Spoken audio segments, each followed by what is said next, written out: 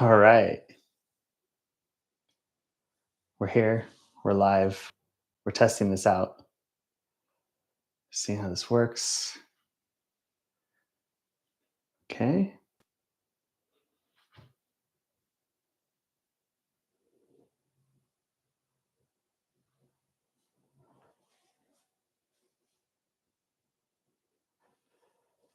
Let's test this out.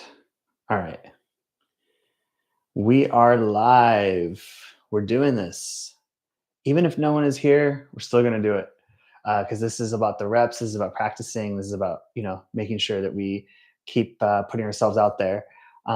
So I'm just going to get into how to become a meal machine for your family. I think it first starts out here with why why am I a dad cook? I think that there's about 4,380 reasons why I'm a dad cook. If you think about all the different meals that I have to make and prepare for my family, between my wife, my son, and I, you're talking about four, three and a half, 4 meals between breakfast, lunch, and dinner snack times 3 people times 365 days. It is a slog. It's a thing. It's like there's a lot of chaos. So I'm a dad cook, you know, largely because I really want to reduce that chaos. But like, if we kind of zoom out a bit, why am I really doing this? Like, why do I cook? Why am I doing this as a dad cook? It's largely because I want to feed my son for life. I think that if I can give him the tools to be able to actually feed himself and learn how things come together, he'll be able to do this for himself as when he leaves the house and goes to college or goes on to his own family. And he can actually, cook for himself and also cook for the people around him and the people that he loves. I have been really blessed to be given a tradition between my family and Mrs. Branzino's family. Between the food culture, very, very rich food cultures, mine being from the Mediterranean and my wife's being from Mexico, we are able to, we want to be able to pass down those traditions and those foods. And I think that, this is an opportunity to be able to like pass something down. Like some of the things that I make are things that like my grandmother makes. These are things that, you know, um, my mom has made, that my aunties have made, that my suegra has made, like different recipes and things that I feel as though this is like an important thing to pass down. So being a dad cook really helps with making that possible. The other thing is, I'm building memories with my son. I mean, even just the other day, I was taking up some hard boiled eggs and I was mashing it with some salt and za'atar and extra virgin olive oil, and we put it on like some toast with some thickened yogurt called lebne. And my son, like, I forgot to put salt, and like he says to me, hey Baba, you forgot to put the salt. Baba, salt. Baba, you need to put salt. And he's 2 years 7 months, and it's like this is I'm gonna always remember that. I'm always gonna remember the fact that like I forgot the salt, and it's like we have now this moment together. We're gonna be able to share that, like and now like with my son and my mother, or my mother-in-law. Like he's making tamales, or he's gonna make cookies with my mom, or something like that. So we're building memories, and I think him learning how to cook and seeing us and seeing me cook is gonna really make that possible.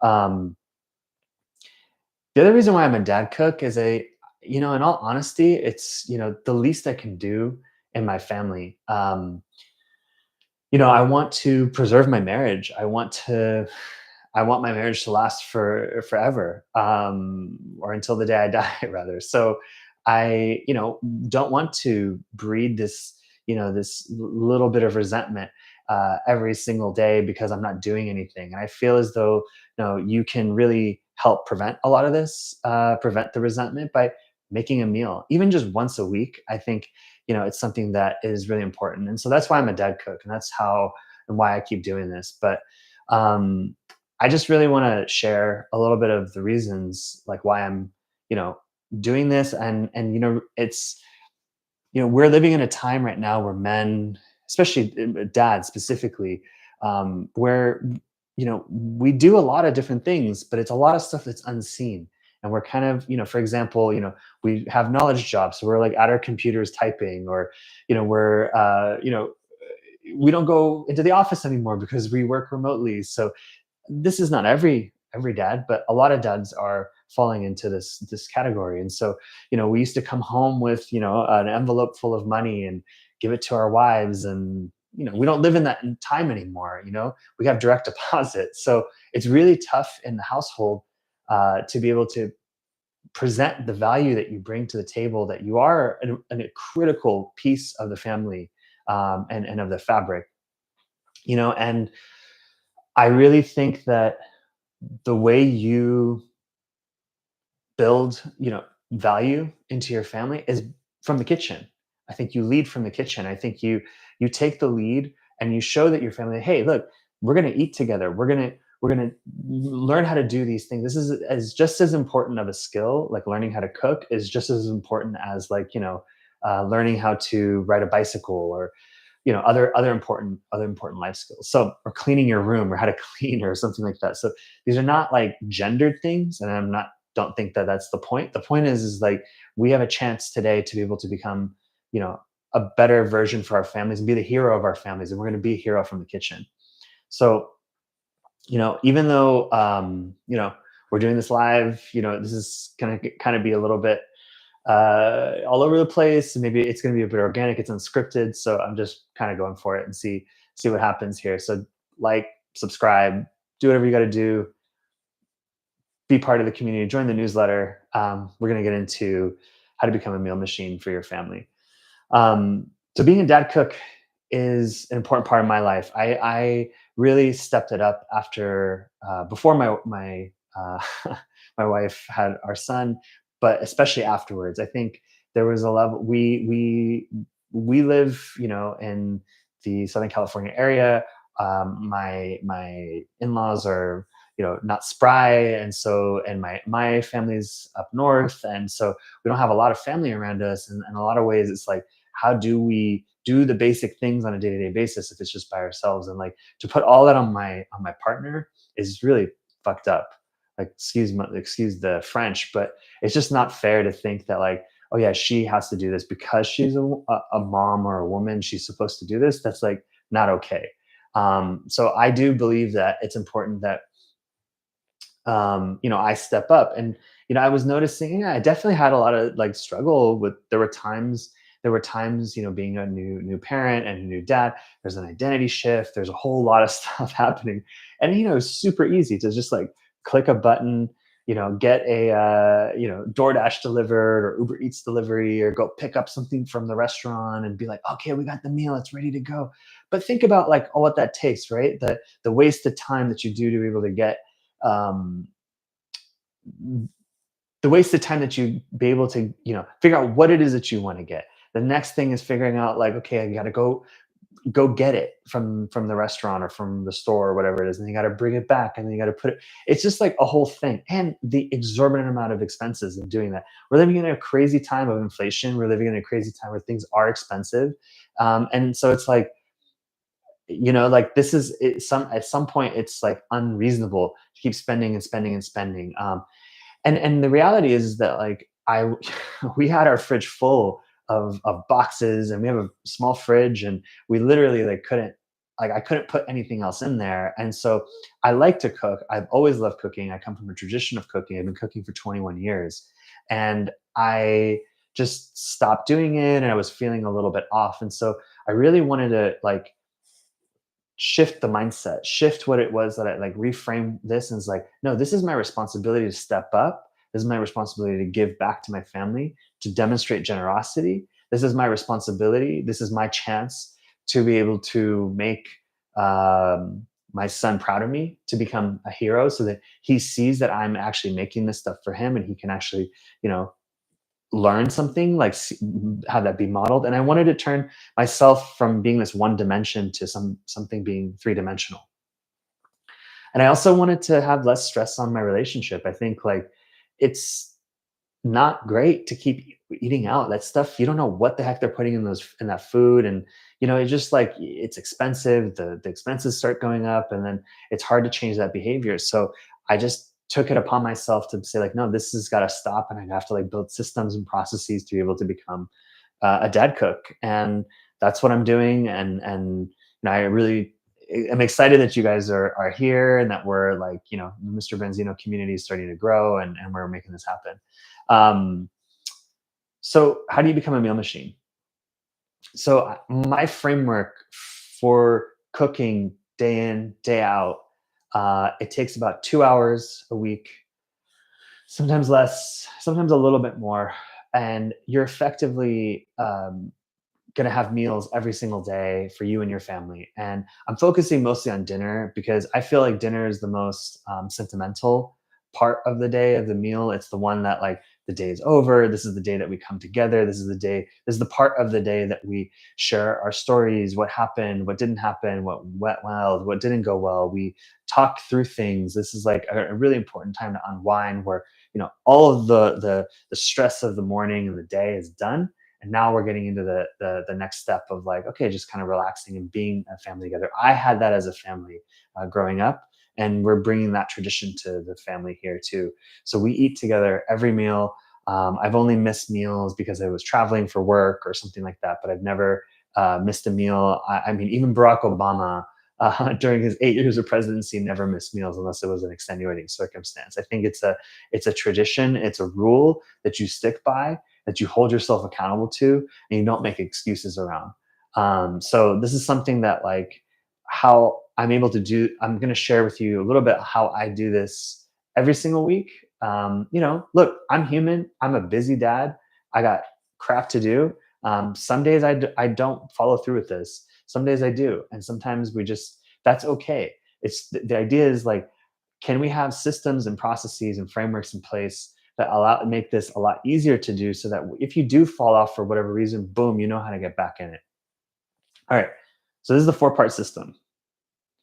I call it Pisces because Mr. Branzino, we got to be in the fish, the fishy sort of branding. But so Pisces, we're gonna plan, we're gonna shop, we're gonna cook, and we're gonna eat.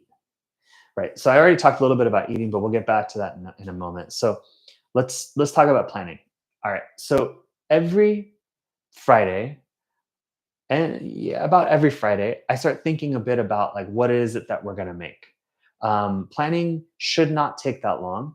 I have some great resources. If you want, I can just put something in the comments, something like yeah, share the resources, and I can share with you like some of the resources that I use. But just at the top, I use a lot of different recipe sites. I have like a long list of YouTube people that I follow, like who have great recipes and things like that. So I get inspired largely through themes. So it's going to be like, oh, like, this week it's, Mexican, or I was at Costco and I got a big hunk of steak or meat or something like that. And now it's like, okay, we're going to be doing something with that, or maybe it's ingredient based, or it's maybe like an ethnic, like food base, or maybe it's like, a health thing. Maybe it's like, hey, we had so much meat the last week. Let's maybe tone it down with a little bit more vegetarian forward type of a meal. So that's usually kind of like where I start.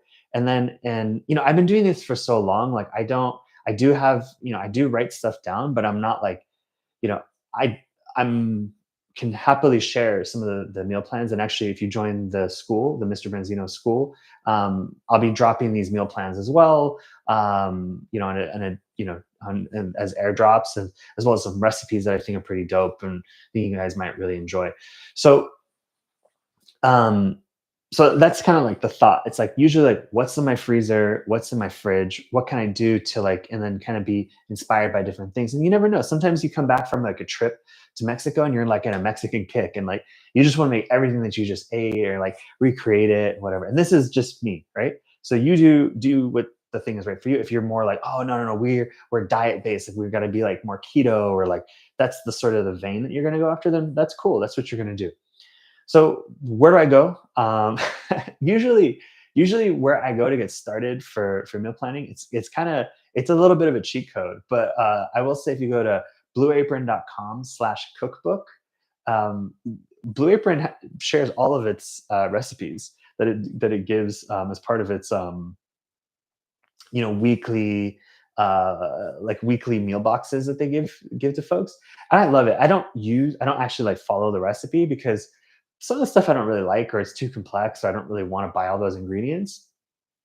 But it's a great start. I usually kind of go there. And the reason why I like that is because they've taken a great time. I like to eat seasonally as well. So really important for me is like choosing, if we're doing a theme or if it's thematic, that it's actually like we're choosing ingredients that are going to be seasonal. We want to eat as close to the season as possible. I'm very lucky. I live in California.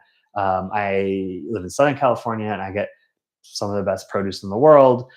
Folks up north get even better, but like in general, like we're very, very blessed. So a tomato generally tastes like a tomato. I've lived in the East Coast, and that was not the case on the regular. So that's one main thing. So I try to eat seasoning. I really like that cookbook, the blueapron.com/cookbook, because they actually provide seasonal recipes and meals that are really great. There's some blogs that I follow as well. Again, I can share those resources if you want. Put a link in the comment down below. You can make that happen. I can share some of those resources.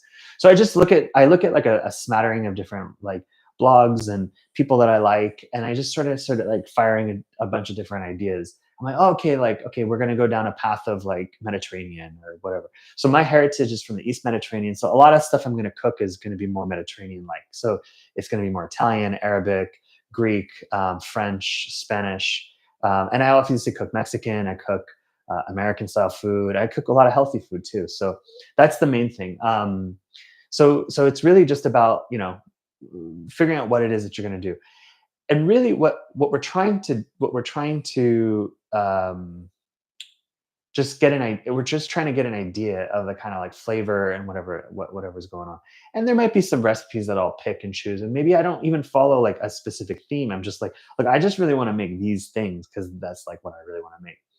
All right. Well, so the trick with this is happening on like a Friday, right? So end of day, I taught really important if you want to save your marriage is maybe share some of this with your partner. I would definitely share the what you're going to generally cook with your partner on Friday-ish, Saturday, because you're like, oh yeah, I think I'm going to make these three things or two things or whatever it is, and then just get some feedback. You want to have an extra one in your back pocket, which is like, or he or whatever is like, no, no, no, I don't want that, and that's okay. Like you're not doing this, you're not cooking. You're a dad cook. You're not cooking for you. You're cooking for your family, right? So there is an element of like you want to please them. You want to show them. You want to be generous, and you want to show them that you care about them in some way. One way to care about your family is to like cook the things that they like and maybe the flavors that they like. So be mindful of that. You want to be thinking like, oh, my wife doesn't like. She doesn't really like. I don't know, like potatoes right now. She's more into sweet potatoes. Okay, you could substitute stuff from a dish from potatoes to sweet potatoes. It's not going to make a big difference. All right, so that's kind of like where I go. So I get a few recipes, and it gives me some ideas. And what I'm really trying to achieve is like getting to a point where I can make one big thing, a batch of something on a Sunday, mix and match. We'll talk about frequency in the actual planning.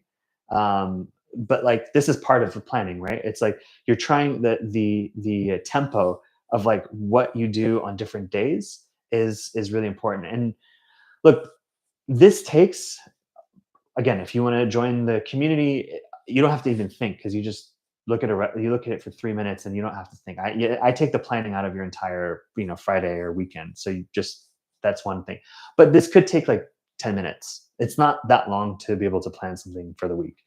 Um, but really, what you're trying to do is do a bulk of something on a Sunday, and you're trying to create a lot of vegetables, proteins, and carbs that you can mix and match. And then so that it's simple to do things on Monday, Tuesday. And if you want to do a lot for Wednesday, that's fine too. But I usually cook something different on Wednesday, which we'll get into. You're gonna use, yeah. So that's you're gonna do that on a Sunday. So let's double click into the sort of the actual plan of the week. So if you're talking on a you're going to do a big batch of stuff on Sunday, and it should not take more than hour and 15 minutes, if you will, because you could do a lot with just sheet pans and an oven, and just like roast a bunch of stuff at the same time, and you're basically done. Um, and what you're going to we'll talk about like what you cook on those days, but like you're doing a bunch of stuff on Sunday, you're leveraging those ingredients on Monday. And I like to come up with themes just because it's more fun. So Mondays, I call it meatless Mondays, but it's just heavier on. I just try to have more salad on Mondays, so it's just a little bit more heavy on the vegetables and less on like maybe the carbs and stuff like that. And then Tuesdays, I try to make it like tacos. So Taco Tuesday, but it's anything that is foldable or turned into like a sandwich or whatever it is. It's like a little bit more fun to eat. When so you may need a couple of other things during the like on top of the things that you buy that you make for Sunday, like lettuce. You're gonna leverage a sauce, like some sort of sauce or something like that for your Tuesday meal. Wednesday is more of like a one pot sheet pan meal. So the reason why I like Wednesday sheet pan meals is because, or one pot meals is because it's just simple. You can crank something out like in an hour or like 30 minutes. Actually, like 30 minutes. Like I've made meatballs with pasta and salad in like 35-ish minutes. Really, like it doesn't take that long to make. You get faster at doing these things too, especially when you get stuff that like it hits with the family. Like you're just going to be able to crank that stuff out really, really fast. Um, all right. So the next thing is, you're going to eat that meal with like, your one pot meal with like maybe a salad, as well, just so that you have some variety. And then you're going to eat that till about Friday. And the reason why, like, okay, look, it's maybe more in my budget, but I think it's in a lot of people's budgets. I think people don't realize how much waste they make in there with the stuff that they purchase. Secondly, they make a lot of waste with buying eating outside. I think it's critical in order to get better at cooking and to get become a dad cook, you have to eat out.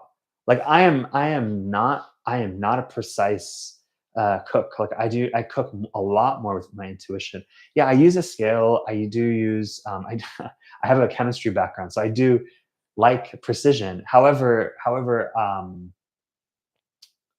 you're gonna get as you cook, I cook a lot more with my intuition because I've just it's just how I like doing it. So the point here is that I think you need to eat out like once to maybe twice a week, for dinners. And I think the reason is because it's something to do. It is so boring sometimes being at the house all the time and eating at the home.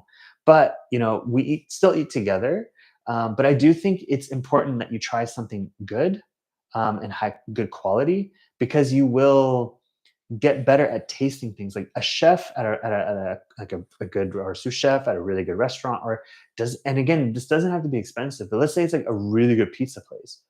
Oh, interesting. Like the way that they did the salad was really cool, or like they put like shaved fennel, or they did some like that starts activating your flavor. You get better at cooking by tasting, tasting, tasting, tasting. The more you taste different things, the more it starts opening up your palate, which causes you to think a little bit more about like, oh, this goes with that because I've had this in this situation before. So now I can like bring those experiences together. Like I've traveled the world. I've been in like 23, 4, whatever different countries around the world. And like I've tried food in all these different places, like largely why I travel is for food or because of work, but I make time to eat the cuisine while I'm there.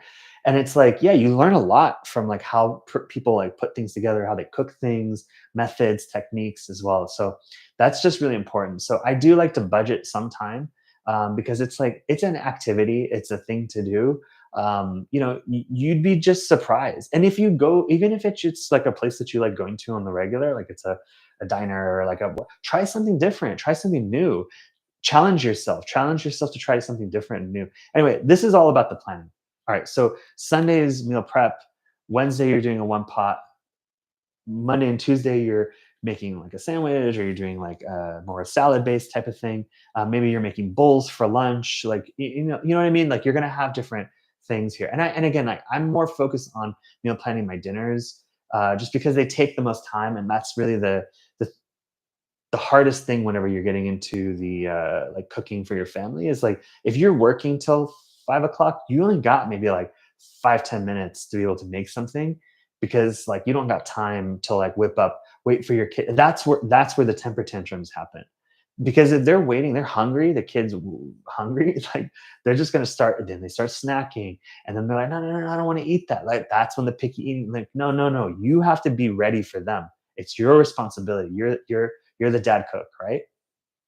All right, next is the shopping. So people stressed out about this. I'll just say it's pretty straightforward. Like you just choose some protein. There's different kinds of protein of whatever you like. Like I generally like about to last till Wednesday for a family of three. I would say about 3 to 4 pounds of protein to last to Wednesday, and then I would do another like pound and a half to go beyond Wednesday. So for Wednesday going forward, so like let's say five-ish pounds of protein total, right? And now, like if you're buying something that you're going to cook for Wednesday, like let's say you're making meatballs on Wednesday, you want to do that, like you should maybe freeze the thing that you bought for shopping. And we're doing our shopping on Saturday. And our family, we love, this is another like tradition that we do. It's like we go to the farmers market, and I love it. I think it's great. I think it's like fun. You get to meet the farmers, you get the freshest food. And look, yeah, it's a little bit more expensive, but you're not going to buy a lot, right? Because you already know like kind of what to do. So you're going to buy your protein. You're going to and we make shopping like an outing for the family. Like it's a thing that we do. We go to Costco, we go to the farmers market, we go to Whole Foods, we go to wherever we're going to go shopping. We do it together. It's like an activity, and it's something that we love to do because it's just something to do. And like it's important for our kids to see where the food comes from, and engage with the farmers, and know that, like, especially for the farmers market, like where that stuff comes from, so that it's not just like something that's presented to them and they take for granted, right? You want them to appreciate the food and cooking. So part of the shopping is you're going to buy your protein. You're going to get at least two vegetables, I would say. Find something that is in season. Find something that looks delicious. Sometimes buy the ugly stuff. It's okay too. Looks don't really matter too much. You can just buy something. Buy like two really good seasonal vegetables. So we love like broccoli. We love cauliflower. We love. You can buy carrots. You can buy whatever. Get some greens. I would get like some, whatever's in season again. Like maybe it's arugula, maybe it's romaine lettuce, maybe it's whatever, something nutritious. And then you're gonna get something to make a carb with. I also like to make a dip, um, and if I have time, a soup, a dip or a sauce, or a dip and a soup, or you can do dip, sauce, and soup. So you can do, that's kind of the strategy, and it's usually like, sometimes you don't do a dip. Sometimes it's just like, oh, I'm gonna make a sauce and have like a little soup, because whatever it is, and the carb grain, you're gonna use like brown rice, jasmine rice, basmati rice, whatever you like. It doesn't really matter. This is about cooking for you and your family. So what's nice about this is that, like, you don't need to necessarily follow a recipe. You need to understand how to make like the core things really good. And then that's how we're going to talk about cooking. And once you get those basics, like you get the basic kind of like flavors in place, you mix and match these things with a nice little sauce. And maybe it's thematic. Maybe the sauce is more Mexican style. Maybe the sauce is more Indian. Maybe the sauce is more Italian. Whatever it is. Maybe the soup is. You play with the theme that you maybe had come up with, but you're not necessarily like, you're not following a recipe. Do you know what I mean? So that's the important part here, because if you start, we're cooking. We're not cooking to a recipe, and that's really important when you're cooking for as a dad cook. Is that, like, it's good at the beginning to like follow a recipe, but you're gonna find like those flavor profiles that you and your family like. Okay, so let's get in the C. So we've gotten planning, shopping, and I can talk forever about shopping, about where to shop, how to shop, all these types of things. But yeah, that's just the overview. The third is the cooking. So with cooking, it's um, order of operations is going to make you. So this is coming now back to my chemistry days. There's a concept in chemistry on like limiting reagent, and the idea is that like what is the compound or the mechanism that's gonna like kind of slow the. I'm probably not getting this right. It's been too long for chemistry, but basically, find the thing that's gonna slow everything down. And then typically in cooking, like the cooking phase, this is the thing that screws everyone up, and this is why you don't follow a recipe for the most part. Recipe writers are fucking garbage. Like they spend all this time talking about their story and about their mom and their grandma and their all this bullshit, but the reality, and then they get to the actual steps, and it's like, wait a minute, you just told me to turn the oven on step three? Like I've been doing this other crap over here, and now I got to wait for the oven to preheat to 450 or 420 or whatever it is. So like that's ludicrous, right? So yes, you might be looking at a recipe, but you need to find the thing that's going to cause the most amount of time, and start with that thing first. So you start with the hardest thing first, the thing that's the most time consuming first. So what are those typical things? Boiling a pot of water. Okay, that takes a while, right? If you want to cook pasta, make meatballs and a salad in 30ish 5 minutes, you start with the water and salt that water. Now you crank the heat up. I cook with really high heat, right? Like I like to cook fast because I don't got time. I have shit to do. I got to feed my family. I got other obligations and things I got to do. All right, so find the limiting factor. Second, it's the order of how you cook. So start with your protein. So start with cooking your protein, like start with the marinade. Once you get that out of the way, and the reason why this is not just because it's like an efficiency thing, because protein usually takes a lot longer to cook. So you want to start with like getting that out of the way, putting it in the oven, putting it in the pan, doing whatever. If it's a steak, obviously do it at the end, but at least the prep should be done. Or you should take it out of the refrigerator an hour before, or whatever it is. That should be the first thing you do. The thing with doing your protein first is it's a sanitation thing. It's a sanitary thing. So if you're like if you have, I think it's the most disgusting thing in the world when people like have their chicken out and they have all this like meat around vegetables and their cutting board. No, no, no. Get that shit out of the way first, and then clean the hell out of it. Clean the kitchen down, or just wipe it down with some spray or something, sanitizing spray, and then start with it. Then go to your carb. Start with that. Also that's like the second most time consuming thing. So you're going to be, your rice or your grain or whatever it may be. Like then you do your carb, and then you do your vegetables. Vegetables don't take that much time. They take 15-20 minutes to make on average if you're roasting them. If you're eating them raw, great. They're raw. They're done. So I would literally just kind of map out the cooking flow from protein, carb, then vegetable. I'm a big fan of mise en place. Like I know people are like, oh, that's crazy. Like, why would you do that?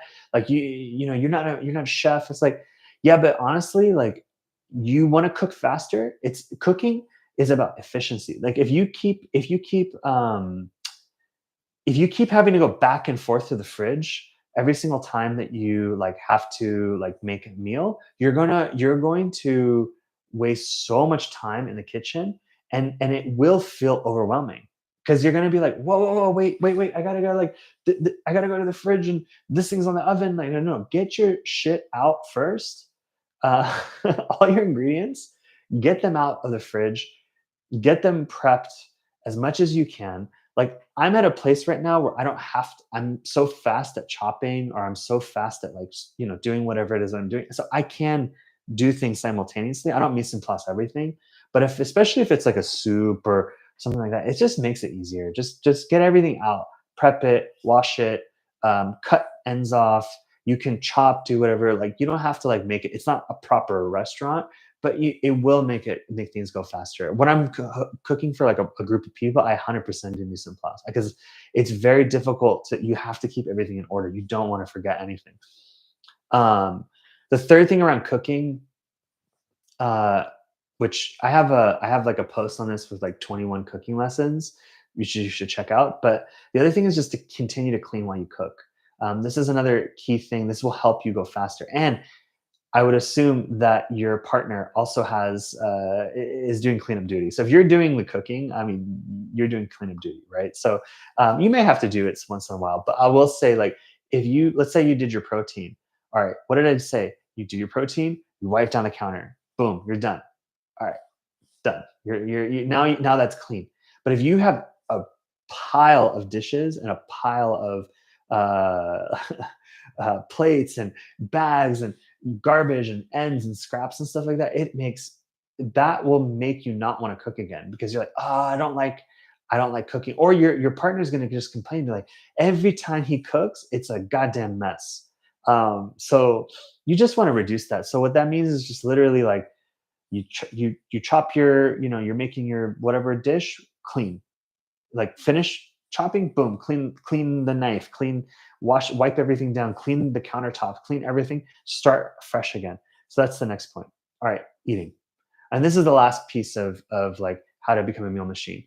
So on the eating phase of this, especially when you're cooking for your family, I 100% believe as a dad cook, we make one meal, it's one family, one meal, right? We're not short order cooks unless your kid is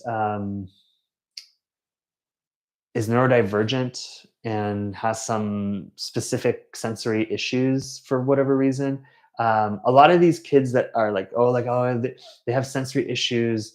They don't like the way that something tastes in their mouth. That's baloney.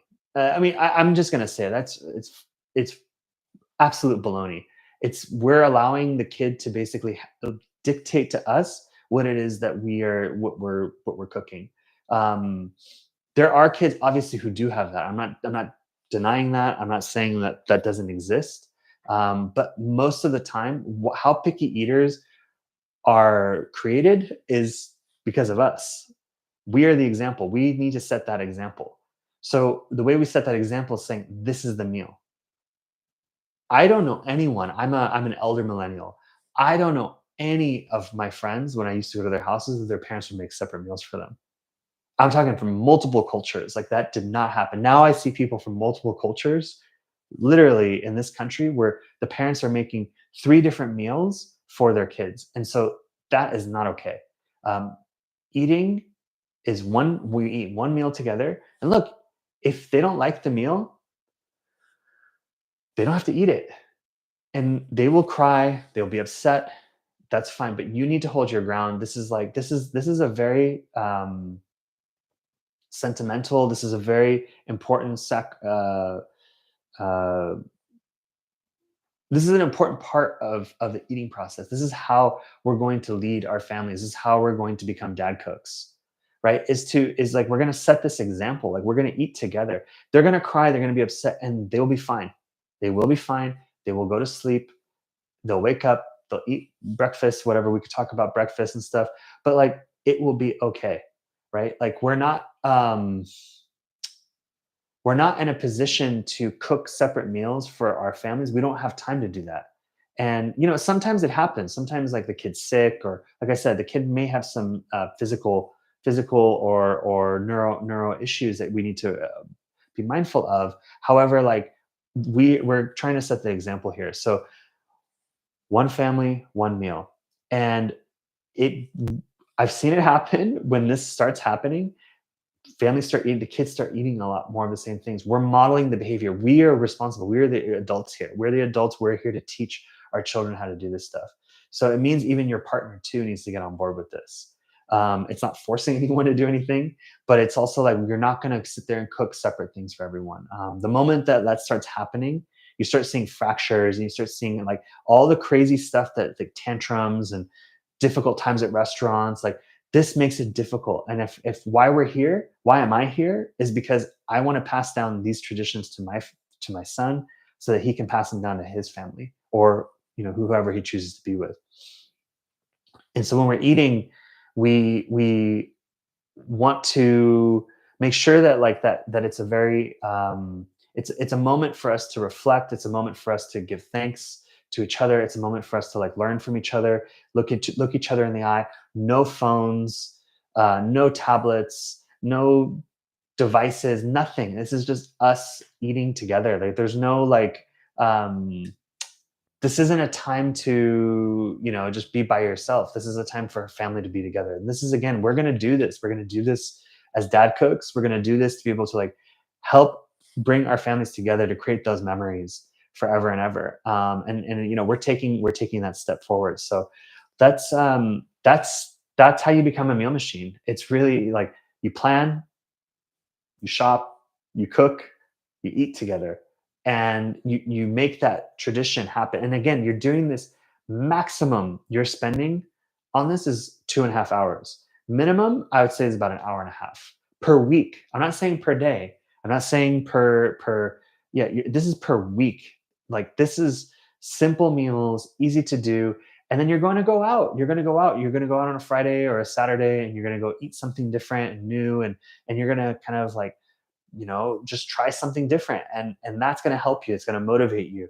And then Saturday you're going to go shopping, and then Sunday you're going to meal prep again, and then blah blah blah blah blah. You just keep doing this over and over and over, and it's easy. It's like at this point I don't really think too much about it. I just kind of, it's part of the tradition, it's part of the family. And honestly, like, I think if you say, oh, I don't have time to do this, okay, get up early and do it. I mean, that's what I don't have time during the day to go exercise. I get up at 4:30, 5 o'clock, and I go exercise before my family wakes up, because that's the only time I have to do it. Otherwise, it's very difficult during the day. So it's just, you got to make time. You have to like find the time to do this stuff, and it will happen. And guess what? You will become a hero, because we're dad cooks, and we're gonna make this happen. So if you like this, you thought this was interesting, hit like, subscribe, do whatever you want to do. Let me know what you think. Put something in the comments. And this is the first time. I'd love your feedback. I don't know if I did a great job, but we're checking it out and trying this YouTube live thing. All right, let's go eat.